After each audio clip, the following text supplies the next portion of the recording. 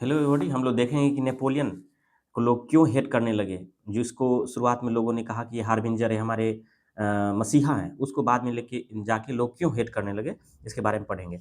लिखिए, इसको हम एक क्वेश्चन के थ्रू पढ़ते हैं। Why people hated Napoleon.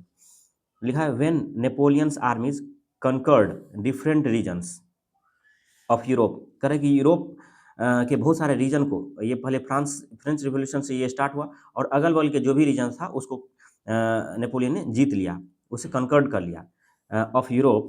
The reaction of the local people were mixed. जो अगल बगल के लोग थे उसका वेलकम भी किए और उसको रिजेक्ट भी किए। शुरुआत में तो ज़्यादातर लोग उसको वेलकम किए क्योंकि उन्हें कुछ होप था उनसे, लेकिन जब वो होप रिजेक्ट हो गया तो लोगों ने भी उसको रिजेक्ट कर दिया। तो उनका जो इमोशंस था वो मिक्स था एक तरह से नेपोलियन के लिए। तो देखिए, पहले लोग इसे क्यों पसंद करते थे, इसको देख लेते हैं। लाइक, उसको क्यों लोग लाइक करते थे। कह रहे कि at first in places like Holland, Holland में Switzerland and Brussels, the French armies were welcomed. शुरुआत में जब फ्रेंच से ये लोग निकल करके फ्रांस से बगल वाले कंट्रीज में गए अपनी मूवमेंट को लेकर के, फ्रेंच रिवॉल्यूशन को लेकर के, जैसे हॉलैंड, स्विट्जरलैंड और ब्रसेल्स में, तो यहाँ के जो लोग थे उसे फ्रेंच आर्मीज को वेलकम किए, उनको उनका स्वागत किया, वेलकम किया। पीपल बिलीव, क्योंकि वो लोग मानते थे, people believed that the French would, ये जो French army, French would bring liberty. उनको विश्वास था कि फ्रेंच आर्मी हम लोग को लिबर्टी दिलाएगी, इक्वालिटी इक्वालिटी दिलाएगा, और रिफॉर्म्स, और नए नए रिफॉर्म्स करेंगे, डेवलपमेंट होगा। तो ये उनको विश्वास था शुरुआत में नेपोलियन से। देयरफॉर, इसीलिए they were seen as harbinger, harbinger एक तरह से मसीहा, दूत ऑफ लिबर्टी। वो उसे लिबर्टी का एक हार्बिंजर के रूप में उसे देखा गया।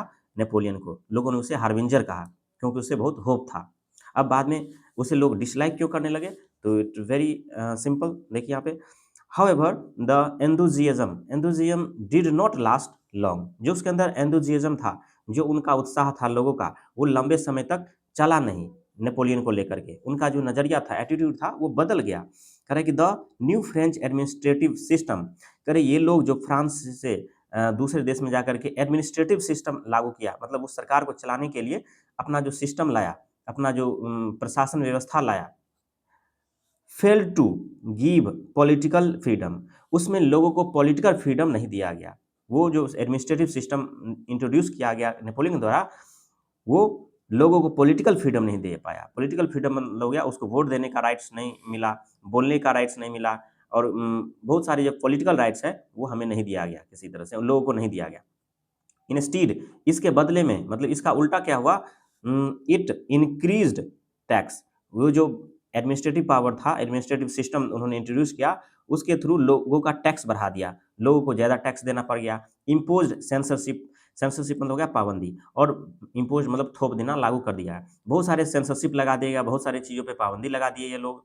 And forced people to join the French army, और बहुत सारे लोगों को, कॉमन लोगों को फोर्स किया गया, उन पे उनको ज़बरदस्ती किया गया, तुम फ्रेंच आर्मी ज्वाइन कर लो, उनको फोर्स किया गया।